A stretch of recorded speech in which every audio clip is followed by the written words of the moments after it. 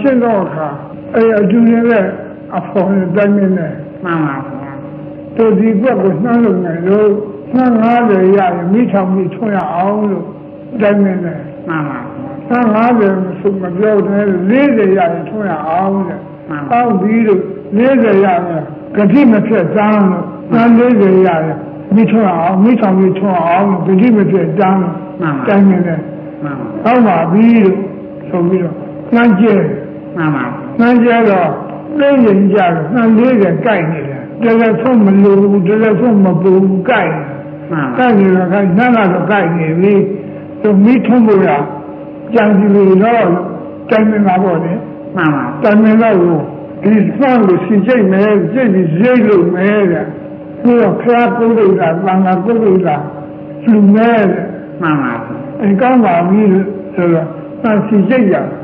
မှန်ပါစီကျိတ်ပြီးတော့စမ်းဒီကနောက်တိုင်နေလို့မိထုံးရင်လို့ဒီလိုထုံးလို့မထုံးချင်ဘူးလို့ဒီကတော့ဖေးမိထုံးသွားရင်အတိအမှုအကပုံနေနဲ့သွားရတယ်လို့အဲ့ဒီလိုမသွားချင်ဘူးလို့ကိုကြတော့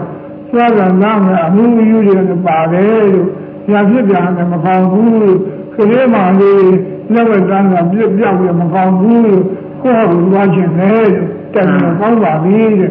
ငါလည်းညနေတော့လေးရုပ်အိမ်မှာမှန်ပါဒီလက်ချတာပေါ်လေရှင်မီးလက်ချကတော့သွားထုံး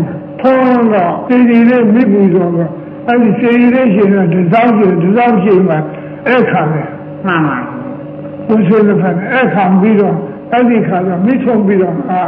စီရီတဲ့ဘုန်းတော်သွားပြီးမိကြည့်ရတယ်ကြည့်တော့မိသားလေးကမဲ့ပြီးမိသားလေးလှက်နေ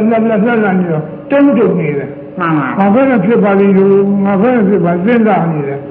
စဉ်းစားနေပြီးနောက်တော့စဉ်းစားနေအဲ့လိုတယောက်တည်းမှန်ပါဘာဖြစ်လဲဆူတောင်းရတော့မှာပဲလို့